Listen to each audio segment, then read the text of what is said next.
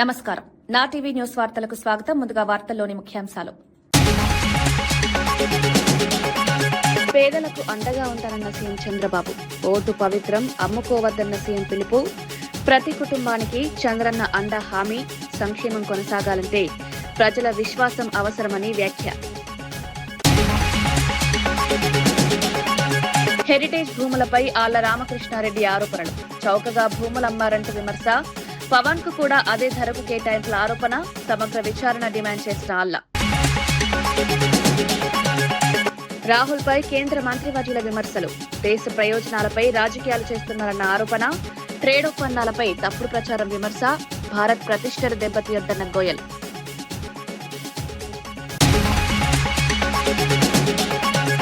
అప్పులపై ప్రభుత్వంపై కారుమూరు విమర్శ. 20 నెలల్లో భారీ అప్పుల ఆరోపణ. పథకాల కోసం నిధులు లేవన్న ప్రభుత్వ విమర్శ. ఆర్థిక పారదర్శకత కోరిన వైసీపీ నేత.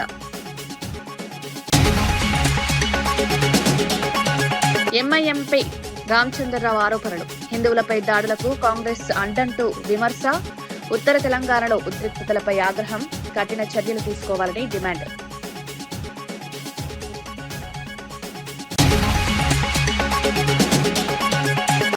ఎక్కడ పేదవాడుంటే అక్కడ నేనుంటానని సీఎం చంద్రబాబు స్పష్టం చేశారు. ప్రజల సంక్షేమమే తన ప్రభుత్వ లక్ష్యమన్నారు.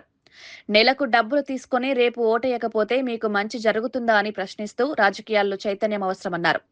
ఓటు హక్కు పవిత్రమైందని, దాన్ని అమ్ముకోవద్దని సూచించారు.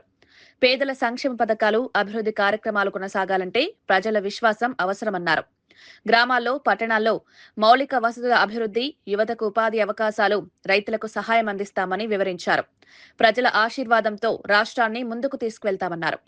నేను ఏమీ కోరుకోవడం లేదు, మీరు బాగుండాలి, మీ పిల్లల భవిష్యత్తు బంగారు భవిష్యత్తు కావాలి.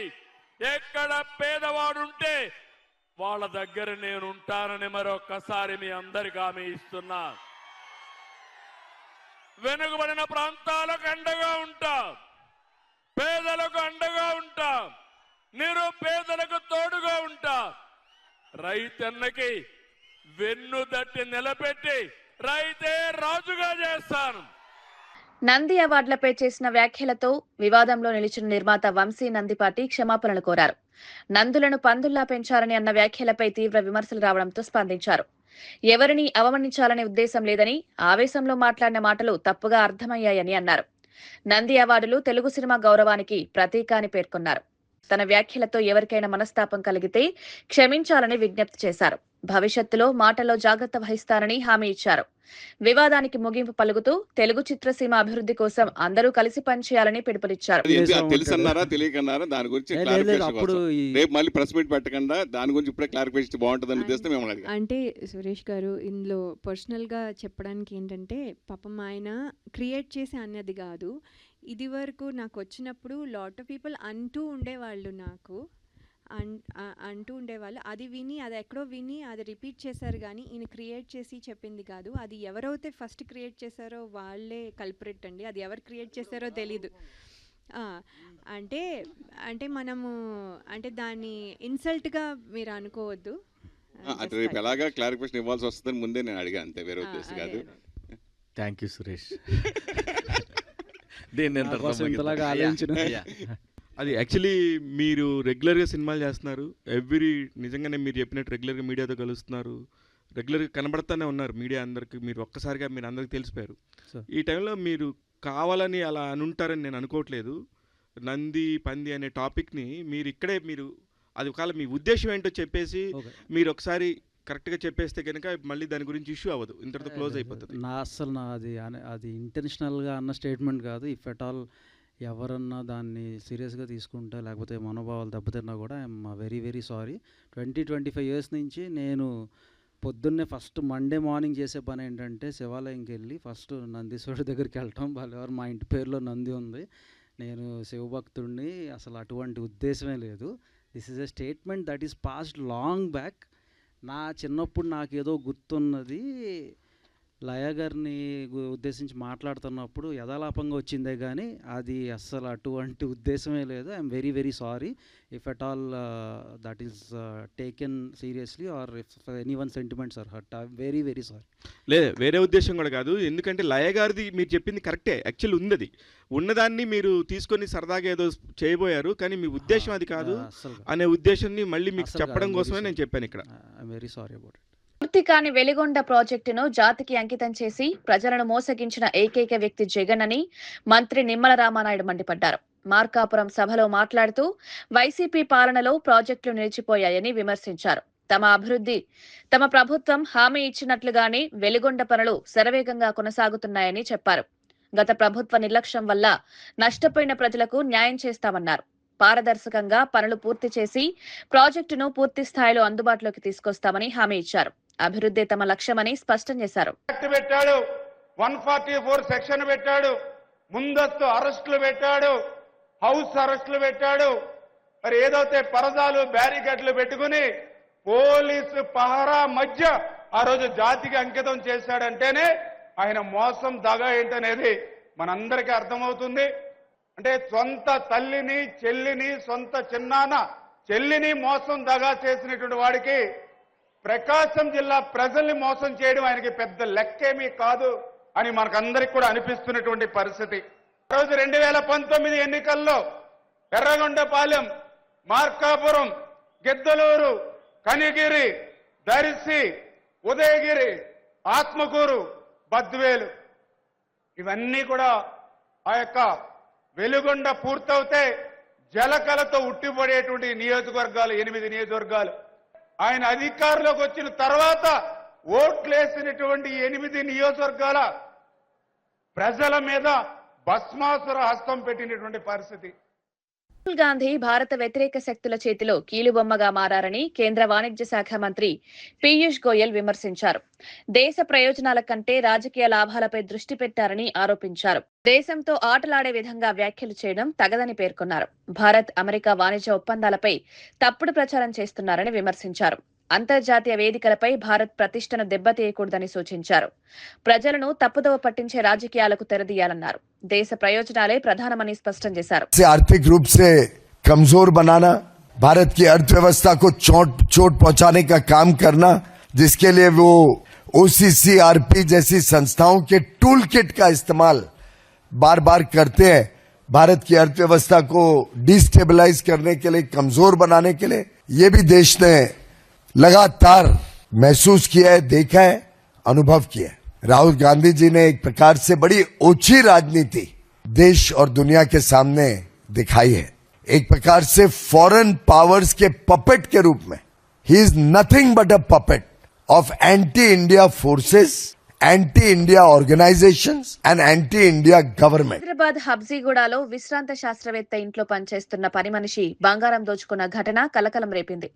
నాగర్ కర్నూలు జిల్లా అచ్చంపేట మండలానికి చెందిన అల్లం తేజస్విని గ్రీన్ హిల్స్ కాలనీలోని డాక్టర్ PLKM రావు ఇంట్లో పనిచేసేది. ఆర్థిక ఇబ్బందులతో ఈ నెల 23న ఇల్లు శుభ్రం చేస్తున్న సమయంలో యజమాని కళ్లుగప్పి సుమారు 9 తులాల బంగారు ఆభరణాలు అపహరించింది.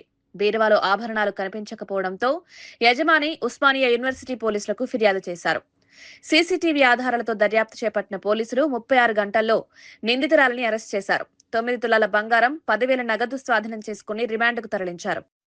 ఇంట్లో పని మనిషి చేరిన తర్వాత వాళ్ళతో అక్విటెన్స్ పెంచుకొని ఇంట్లో ఉన్న బంగారు వస్తువులను 2 రింగులు, 2 బ్యాంగిల్స్, 2 చైన్లు, 1 చంద్రహారం మొత్తము బంగారు వస్తువులని దొంగిలించి దాచిపెట్టిన తర్వాత పారిపోయే క్రమంలో ఈరోజు ఉదయం అప్సుగూడ ప్రాంతంలో పట్టుకోవడం జరిగింది.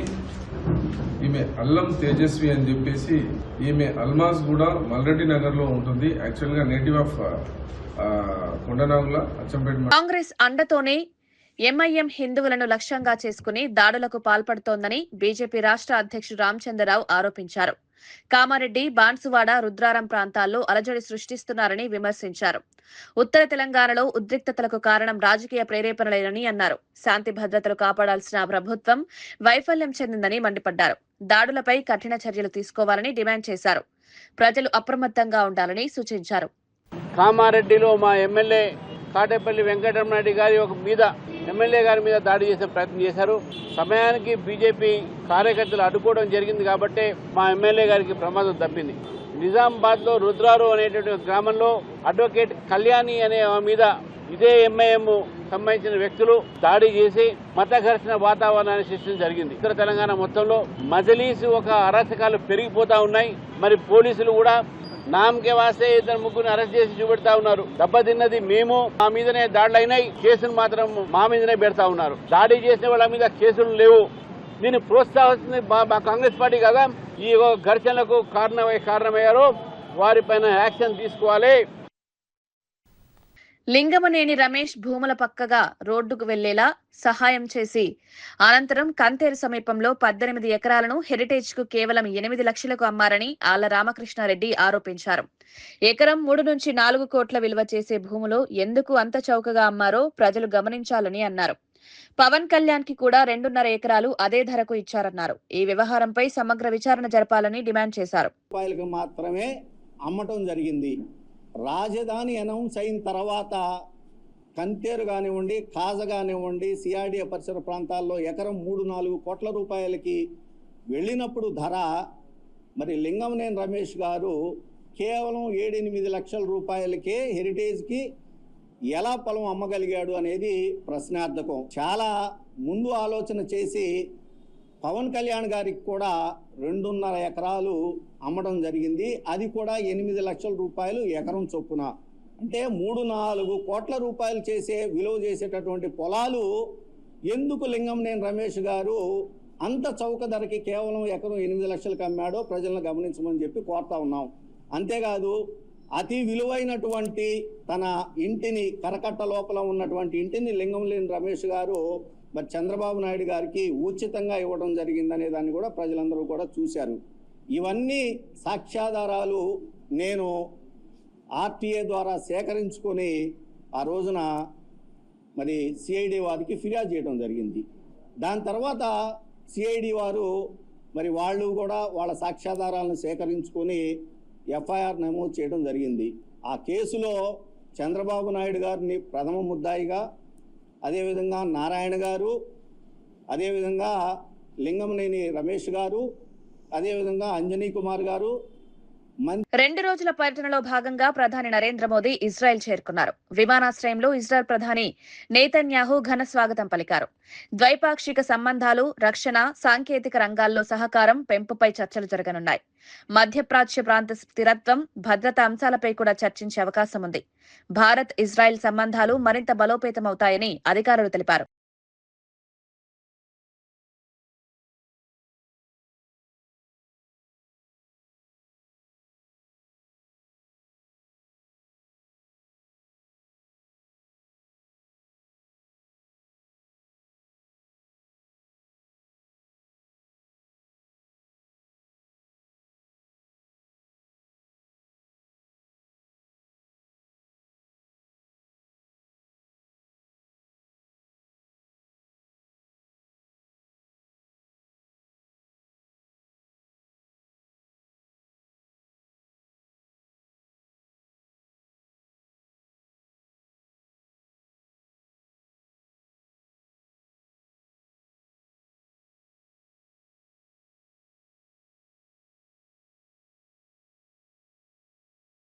నారాయణపేట నియోజకవర్గం కోయిల్కొండ మండలం అంకిళ్ల గ్రామానికి చెందిన యువకుడు కావలి రామచందర్ ముదిరాజ్ తన గ్రామం నుంచి హైదరాబాద్ వరకు పాదయాత్ర చేపట్టాడు. 4 రోజుల్లోనే హైదరాబాద్ చేరుకుని బీఆర్ఎస్ వర్కింగ్ ప్రెసిడెంట్ కేటీఆర్ కు తన మద్దతు ప్రకటించాడు.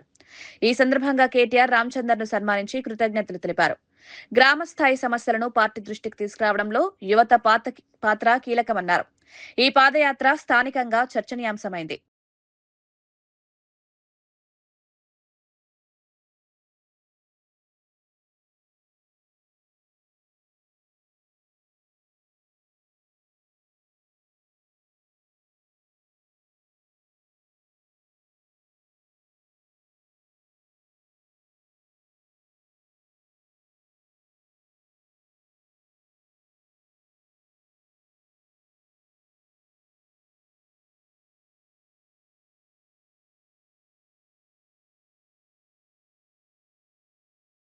తాను ముస్లింలను తిట్టానని కాంగ్రెస్ నాయకులు అసత్య ప్రచారం చేస్తున్నారని ఎమ్మెల్యే కౌశిక్ రెడ్డి ఆరోపించారు. కరీంనగర్ సిపిపై మత మార్పిడి ఆరోపణలు చేశారని నిరూపిస్తే ఎమ్మెల్యే పదవికి రాజీనామా చేస్తానని సవాల్ విసిరారు. తనపై నమోదు చేసిన కేసు నిరాధారమని పేర్కొన్నారు. తనను అడ్డుకున్న పోలీసులను సస్పెండ్ చేయాలని లేదా క్షమాపణ చెప్పాలని డిమాండ్ చేశారు. రాజకీయంగా ఇబ్బంది పెట్టేందుకే తప్పుడు ఆరోపణలు చేస్తున్నారన్నారు. అని రేవంత్ రెడ్డి గారి ఆదేశాల మేరకు ఇలా కరీంనగర్ సిపి గారు, హుజరాబాద్ ఏసీపీ గారు, జమ్మికుంట రూరల్ సిఏ గారు ఆ రోజు వివరించిన తీరు మీరు చూసిండ్రు. అంతా అయిపోయింది. ఇదంతా అయిపోయిన తర్వాత మేము ప్రధానంగా వీళ్ళు ముగ్గురు చేసింది పరమ తప్పు. వాళ్ళు చేసిన తప్పు కవర్ చేసుకోవడానికి, పోలీసు వాళ్ళు చేసిన తప్పు కవర్ చేసుకోవడానికి వాళ్ళు ముస్లింస్ ని నేను ఇట్లన్నా నేను అట్లన్నా అనేది వీళ్ళు రెచ్చగొట్టి వీళ్ళే కాంగ్రెస్ వాళ్ళు ప్రతి ముస్లింలతోని ప్రెస్ మీట్లు పెట్టించి నన్ను ఇబ్బంది పెట్టించే ప్రయత్నం చేస్తున్నాను. నేను ఇవాళ హైదరాబాద్ నడిబొడ్డున నిల్చొని ఇవాళ నేను మరొకసారి సవాల్ విసురుతున్నా. ఇంతకు ముందు కూడా సవాల్ విసిరినా. మీ అందరికీ చదివి వినిపిస్తా.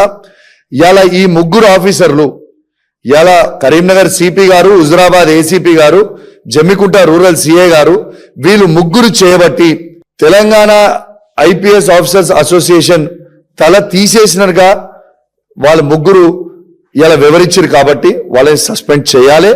లేదు అంటే ఐపీఎస్ ఆఫీసర్ అసోసియేషన్ ఖచ్చితంగా మాకు క్షమాపణ చెప్పాలి. వాళ్ళు ఏం రాసిరో ఒక్కసారి మీకు చదివి వినిపిస్తా. ఒక్కసారి మీరు ఈ పేరా వినాలా, నేను అననట్టు రాసిండ్రు. మీకు ఒకసారి చదివి వినిపిస్తా. While the local police officers were discharging their lawful duties, the Honorable MLA, without any basis and provocation, had made false and allegations against Sri Gaus Alam IPS by naming his religion and charging that he was trying to convert people of other faiths into the religion. అంటే ఏం చెప్పిండ్రు వీళ్ళు, ఏం రాసిండ్రు? నేను Karimnagar CP గారు కాంగ్రెస్ నాయకులు అభివృద్ధిని పక్కన పెట్టి అక్రమ కేసులపై దృష్టి పెడుతున్నారని మాజీ మంత్రి గంగుల విమర్శించారు. కౌశిక్ రెడ్డి కేసును సిఐడికి ఎందుకు అప్పగించారో చెప్పాలని ప్రశ్నించారు. మత మార్పిడి ఆరోపణలు ఎక్కడా చేయలేదని, అయినా నిరాధార కేసు నమోదు చేశారని మండిపడ్డారు. ఎమ్మెల్యేలను వేధించే ప్రభుత్వానికి డీజీపీ మద్దతివ్వకూడదన్నారు. ప్రజాస్వామ్య హక్కులను గౌరవించాలని సూచించారు. శాసనసభ్యుని ఒక దోషిగా చూడడము, హరాస్మెంట్ చేసుడు అనేది ఫస్ట్ టైం మేము చూడడం జరుగుతుంది. ఆ రోజు కూడా కౌశిక్ రెడ్డి వీణవంకలో యాజ్ ఎ ప్రోటోకాల్ అడిగింది. లోకల్ ఎమ్మెల్యేగా ఎంఆర్ఓ గారు క్లియర్గా this land is belongs to endowment కాబట్టి ఎండోన్మెంట్లో ఎమ్మెల్యే ప్రోటోకాల్ ఉంటారు కాబట్టి ప్రోటోకాల్ అడిగిండ్రు. సో ప్రోటోకాల్ అడిగి సమ్మక్క సారథి ప్రోటోకాల్ అడిగి గుడి దగ్గరకు పోతే చాలా భయంకరంగా పోలీస్ ప్రొటెక్షన్ పెట్టుకొని ఎమ్మెల్యేని కూడా చూడకుండా, ఎమ్మెల్యే ఫ్యామిలీని చూడకుండా రావడం జరిగింది. ఆ రోజు క్లియర్గా కొన్ని అలిగేషన్స్ కౌశిక్ రెడ్డి మీద వేసి కేసు కూడా పెట్టడం జరిగింది. ఏం అలిగేషన్ చేశారు? అక్కడ ఉన్న సిపి గారు మత మార్పిడి చేస్తున్నాడని అన్నాడు అని చెప్పేసి తెలంగాణ ఐపీఎస్ ఆఫీసర్స్ అతని కౌశిక్ రెడ్డి మీద ఒక ఆరోపణ చేశారు. ఇది చాలా శుద్ధ అబద్ధం. మేము కూడా ఖండించడం జరిగింది. ఆ రోజు ఏ రోజు కూడా ఐపీఎస్ ఆఫీసర్ సిపి గారు మత మార్పిడి పాల్పడుతుందని చెప్పి మా కౌశిక్ రెడ్డి ఎక్కడ అనలేదు. దీనికి డెఫినెట్గా మేము అందరం దానికి సిద్ధంగా ఉంటాం. దాని మీద బేస్ చేసుకొని నోటీస్ ఇవ్వడం జరిగింది. సో ఈరోజు మళ్ళీ దాన్ని సిఐడికి అప్పయిపోవడం జరిగింది. ప్రభుత్వాన్ని మేము సూటిగా ప్రశ్నిస్తున్నాం. ఇందులో సిఐడికి అప్పయిపోవడం అవసరం ఏమున్నది?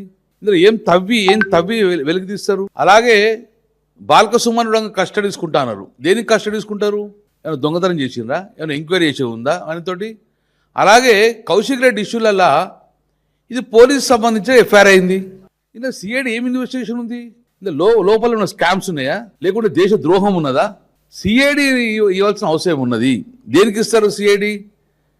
లోపల అంతర్గతంగా ఒక మర్డర్ కేసు కానీ ఒక ఇంటర్నేషనల్ డెకాయిడ్ షీట్ వస్తే గిట్ట దాని ఇన్వెస్టిగేషన్ కోసం సిఐడి ఇస్తారు. ఒక ఎమ్మెల్యే మీద సిఐడి ఇన్వెస్టిగేషన్ ఏం జరుగుతుంది అని అంటాను.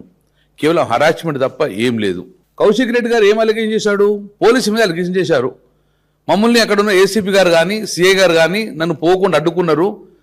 కాంగ్రెస్ పార్టీకి అధికారం ఉన్నది కాబట్టి మమ్మల్ని పోలేకపోయింది కాబట్టి క్లియర్గా మేము ఆ అధికారుల మీద చర్యలు తీసుకోవాలి, నా ప్రోటోకాల్కి ఇబ్బంది అవుతుందని చెప్పేసి పోలీసు మీద వాళ్ళు ఆరోపణ చేశారు. ఈరోజు సిఐడి వచ్చి దాని మీద ఇన్వెస్టిగేషన్ చేయన్నా ఎవరైతే మీద అయితే ఆరోపణ చేస్తుండో వారితో కలిసి చుట్టే గిట్ట ఈ కేసు ముందుకు ఎలా పోతుంది అంటున్నాం మేము. ఎవరి మీద అయితే ఆరోపణ చేస్తుండో వారితో కలిసి సిఐడి అధికారులు చేస్తే కేసు ఎలా ట్రాన్స్పరెన్సీగా జరుగుతుంది కాబట్టి సో ఇప్పటికైనా ఒక ఎమ్మెల్యే మీద చేసిన ఆరోపణలు నన్ను ప్రోటోకాల్ లేకుండా ఆపేసారు కాబట్టి నా యొక్క పరువుకు భంగం కల్పించారు కాబట్టి దాని మీద చర్యలు తీసుకోవాలని చెప్పి క్లియర్గా చెప్పడం జరిగింది. దాని మీద మాకు న్యాయం చేయమని చెప్పి కౌశిక్ రెడ్డి అడిగితే ఈరోజు సిఐడి ఆఫీసర్ పెట్టుకొని ఇంకా ఎక్కువ హరాస్మెంట్ చేసుకొని డెఫినెట్గా ఒక పకడ్బందీ ప్రణాళికతోటి ఎట్టి పరిస్థితుల్లో కౌశిక్ రెడ్డిని లోపల వేయాలనే ఉద్దేశంతో జరిగే కుట్రలో భాగంగానే మేము అవసరం కాబట్టి ఇప్పటికైనా డీజీపీ గారు శివరెడ్డి గారు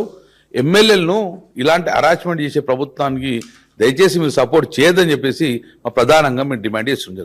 సంపద సృష్టిస్తానంటూ అధికారంలోకి వచ్చిన చంద్రబాబు 20 నెలల్లో 3.28 లక్షల కోట్లు అప్పులు చేశారని వైఎస్ఆర్సీపీ నేత కారుమూరు వెంకటరెడ్డి ఆరోపించారు. జగన్ 5 ఏళ్లలో చేసిన అప్పును తక్కువ కాలంలోనే అధిగమించారన్నారు. ప్రతి మంగళవారం అప్పులు చేస్తున్న ప్రభుత్వం పథకాల అమలుకు డబ్బులు లేవని చెప్పడం విడ్డూరమన్నారు. ఆర్థిక నిర్వహణలో పారదర్శకత అవసరమని డిమాండ్ చేశారు. ప్రజలకు నిజాలు చెప్పాలని కోరారు. నాయుడు ఎన్నికల్లో గెలవటం కోసం చెప్పినటువంటి తప్పుడు మాటలు. దీంతో పాటు జగన్మోహన్ రెడ్డి గారి ప్రభుత్వం 60 నెలల కాలంలో దాదాపు 2 సంవత్సరాలు కోవిడ్ ఉన్నా కూడా కేవలం 3,30,000 కోట్ల రూపాయల అప్పులు మాత్రమే చేస్తే 14 లక్షల కోట్లు అయ్యింది, 10 లక్షల కోట్లు అయ్యిందని చెప్పి నోటికి ఏదొస్తే అది గాలివాగుడు వాగింది కూడా ఏదైతే మన ప్రస్తుత ముఖ్యమంత్రి అప్పుడు అపోజిషన్ లీడర్ గా ఉన్నటువంటి చంద్రబాబు నాయుడు గారు. మరి ఈయన ఏం చేశాడయ్యా అంటే ఇప్పటికీ 20 నెలల కాలం ఈయన అధికారంలోకి వచ్చి జూన్ 4, 2024 నిన్న మంగళవారం 24/2/2026 నిన్న మంగళవారంతో ఈ మంగళవారం ప్రభుత్వం చేసిన అప్పులు ఏదైతే ఈ 20 నెలల 15 రోజుల్లో వీళ్ళు చేసినటువంటి అప్పులు 3,28,321 కోట్లు. ఎంత? వీళ్ళు ఈ 20 నెలల కాలంలో చేసిన అప్పు 3,28,321 కోట్లు. జగన్ గారు 5 సంవత్సరాల్లో చేసింది 3,30,000 కోట్లు అయితే వీళ్ళు 20 నెలల్లో అప్పు చేశారు. ఎంత దుర్మార్గం చూడండి. సంపద సృష్టి అంటే ఇదేనా చంద్రబాబు నాయుడు గారు?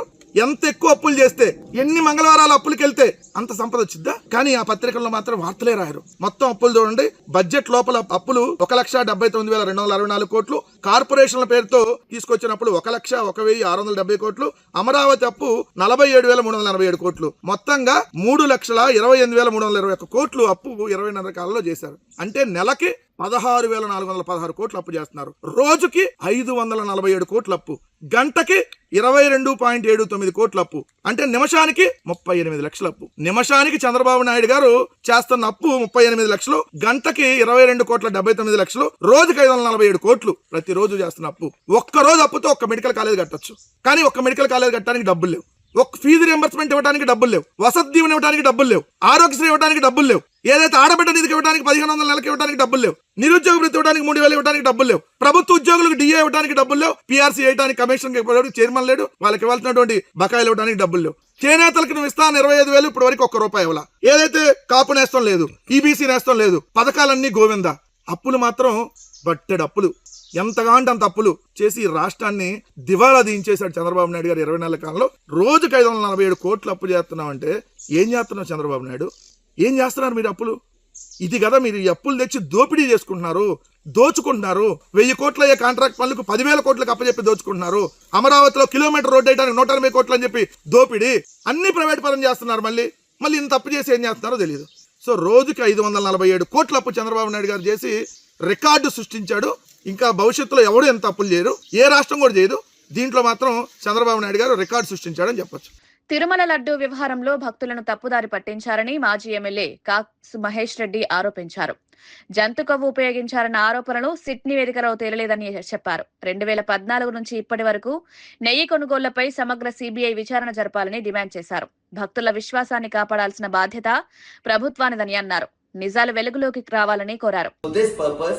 In 2024, Mr. Chandrababu Naidu Garu had stooped to the lowest level and used religion and Lord Balaji into politics. He had made a passing comment that adulterated ghee with cow fat, pig fat or fish oil had been supplied to TTD. Supreme Court has taken this matter very seriously and ordered a sit to investigate into the matter, which has given a report that no such act had been committed, only chemicals have been found. We are only asking one question. In July 2024, Mr. Chandrababu Naidu Garu had appointed JEO and EO, whomever he preferred as officers. After they came and took the charge, adulterated ghee was supplied. If anybody is to be held responsible, it is this government and Mr. Chandrababu Naidu Garu who should be held responsible for supplying adulterated ghee to TTD. But instead of doing this and suspending such officers, he tried to target. వార్తలు ముగించే ముందు ముఖ్యాంశాలు మరోసారి. పేదలకు అండగా ఉంటారన్న CM Chandrababu. Vote పవిత్రం, అమ్ముకోవద్దన్న CM పిలుపు. ప్రతి కుటుంబానికి చంద్రన్న అండ హామీ. సంక్షేమం కొనసాగాలంటే ప్రజల విశ్వాసం అవసరమని వ్యాఖ్య. హెరిటేజ్ భూములపై ఆళ్ల రామకృష్ణారెడ్డి ఆరోపణలు. చౌకగా భూములు అమ్మారంటూ విమర్శ. పవన్ కు కూడా అదే ధరకు కేటాయింపుల ఆరోపణ. సమగ్ర విచారణ డిమాండ్ చేసిన ఆళ్ల. రాహుల్ పై కేంద్ర మంత్రివర్యుల విమర్శలు. దేశ ప్రయోజనాలపై రాజకీయాలు చేస్తున్నారన్న ఆరోపణ. ట్రేడ్ ఒప్పందాలపై తప్పుడు ప్రచారం విమర్శ. భారత్ ప్రతిష్టను దెబ్బతీయొద్దన్న గోయల్.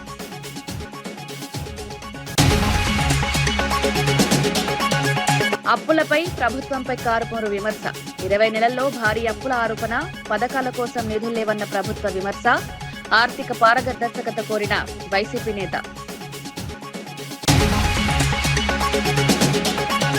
ఎంఐఎంపై రామచంద్రరావు ఆరోపణలు. హిందువులపై దాడులకు కాంగ్రెస్ అండంటూ విమర్శ. ఉత్తర తెలంగాణలో ఉద్రిక్తతలపై ఆగ్రహం. కఠిన చర్యలు తీసుకోవాలని డిమాండ్.